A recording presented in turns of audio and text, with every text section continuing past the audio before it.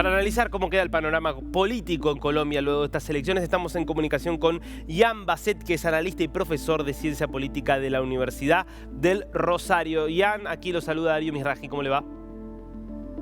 Buenos días, muy bien.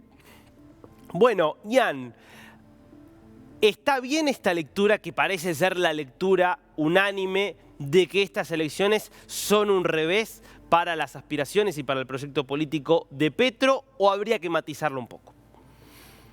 Yo creo que hay que matizarlo. No hay que olvidar que es unas elecciones locales y el mapa que mostraron muestra un panorama bastante fragmentado, con muchos partidos políticos, algunos, digamos, no tan claramente definido con respecto al gobierno nacional. Y lo del gobierno nacional no estaba necesariamente en juego en estas elecciones. Había muchos escenarios muy distintos, y por lo tanto, pues es difícil tener una lectura simplemente en función de a favor o en contra del gobierno nacional, ¿no? Depende mucho de los lugares. Por lo demás, la izquierda no es un actor muy fuerte en el ámbito regional o local en Colombia, no tiene muchos líderes, muchas bases en las regiones, salvo en Bogotá quizás. Aspiraba evidentemente a transformar el éxito que tuvo el año pasado en el ámbito nacional en más bases locales.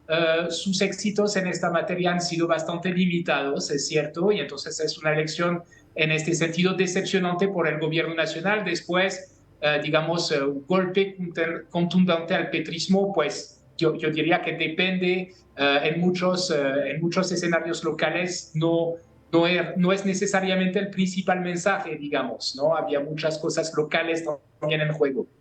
Ahora, Ian, es cierto también que no en todos, ni en todas las alcaldías, ni en todas las gobernaciones, pero sí en algunas de las más importantes, Petro jugó parte de su capital político tratando de apoyar a algunos candidatos y en general, sacando alguna excepción eventual, no le fue demasiado bien a esos candidatos. ¿Eso usted lo interpreta como un rechazo hacia Petro o en todo caso como una imposibilidad del pacto histórico para crecer como un partido con peso a nivel local?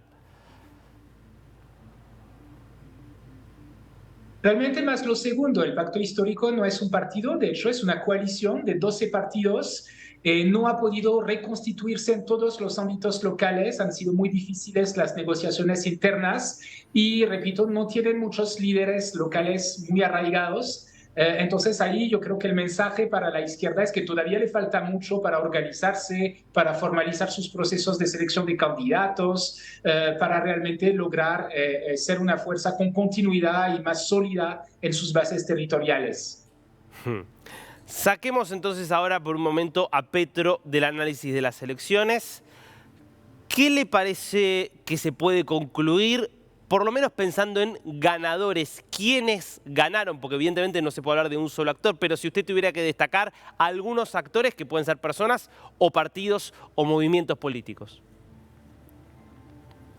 Pues si uno mira en las grandes ciudades, hace 4 años tuvimos resultados que destacaban políticos con perfil más bien alternativos y más bien de centro izquierda, como Claudia López en Bogotá, por ejemplo. Y en casi todas las grandes ciudades fueron personalidades un poco parecidas. Hoy día tenemos más bien políticos con algo más de experiencia, quizás, y más bien de perfil o de centro derecha o de derecha, digamos. Entonces, efectivamente, tenemos un péndulo un poco en este sentido, que se debe en parte, digamos, a una definición con respecto al gobierno nacional, pero también a los gobiernos locales salientes. Ajá, bien. ¿Cree que ahí hay un elemento entonces de cierto castigo, vamos a decir, a la inexperiencia, a la falta de pragmatismo de algunos gobernantes, que es algo que, entre otras cosas, también se le achaca al presidente? Yo creo que sí, y yo creo que finalmente los grandes ganadores, si uno mira, sobre todo en las gobernaciones de las regiones, son los partidos tradicionales, el Partido Liberal, el Partido Conservador, el Partido de la U, Cambio Radical.